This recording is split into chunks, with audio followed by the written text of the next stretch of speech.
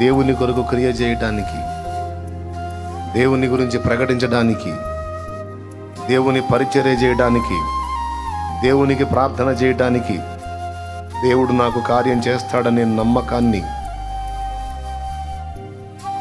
మనం కలిగి ఉండడానికి ఈ పాయింట్ ఉపయోగపడుతుంది.